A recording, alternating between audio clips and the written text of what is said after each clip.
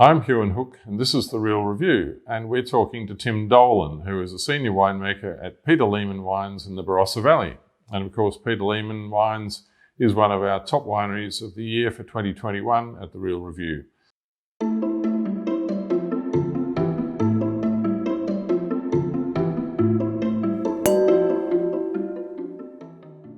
Good to talk to you, Tim. I can see there's a lot of silverware in the cupboard behind you. You guys do well in the shows, don't you? Yeah, thanks, Huon. Yeah, we do quite well. As we were talking about before, I don't really like to show off the silverware too much, but this is a quite nice, quiet room, so it's more about that than me being a show off. But there is some nice medals from over the years behind me, which is always great. And I can see Doug Lehmann right at the top of the cupboard, just peeking over the edge of the cupboard. Doug being one of the sons of Peter Lehmann, the founder. Neither of them is with us anymore, unfortunately, but there's quite a story there because your father, Nigel Dolan, worked with Peter Lehmann himself back in the day, in the 60s and 70s perhaps, at Saltram, where Peter was at the time. And I think, and of course, your grandfather was Brian Dolan, who worked at Stonyfell and made the first Jimmy Watson winning wine. Yeah, there's a little bit of history there, and it's basically come full circle. So there's absolutely no pressure on me whatsoever to do well at Peter Lehmann now, Huon. But no, I'm absolutely loving working for Peter Lehmann, particularly with that history with my grandfather Brian and the old man Nigel.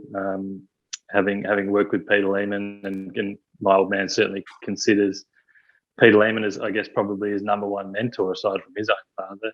So yeah, it's a great honour to be working part of the Peter Lehmann family and enjoying making some great wines. Yeah, I think a lot of people in the Barossa would consider Peter Lehmann was a mentor, and I guess that's why they have a wine named The Mentor. But can you tell us a little? I'm aware that Peter Lehmann Wines buys a lot of fruit. It has a lot of growers, over 100 growers, I think, last time I looked, and owns only a small amount of vineyard itself. But that in itself, in a place like the Barossa, could be a strength rather than a weakness, is it? How do you see it?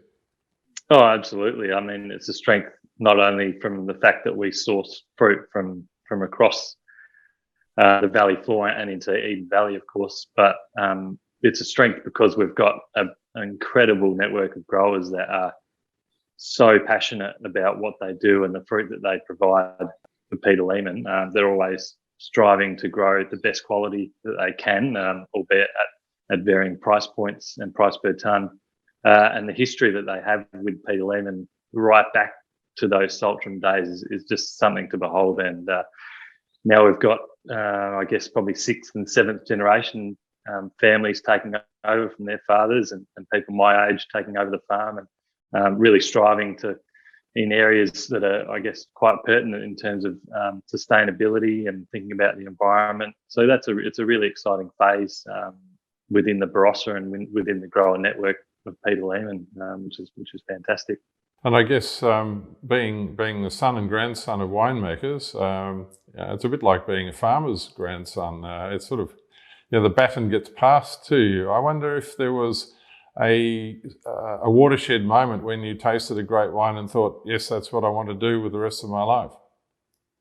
Yeah, I think for me, I was always, I was lucky enough to live at Saltram when Dad was the winemaker there, and he would always encourage me to come over and help out at any time. And going over there, seeing, particularly in vintage time, seeing what was going on and how dynamic it was, and the culture and the growers delivering their fruit, and there was always, fun banter and a lot going on. That kind of really drew me in as to sort of be part of that, and it was quite I guess immersive and intoxicating almost, not in a drinking way, but to be a part of that culture. Yeah.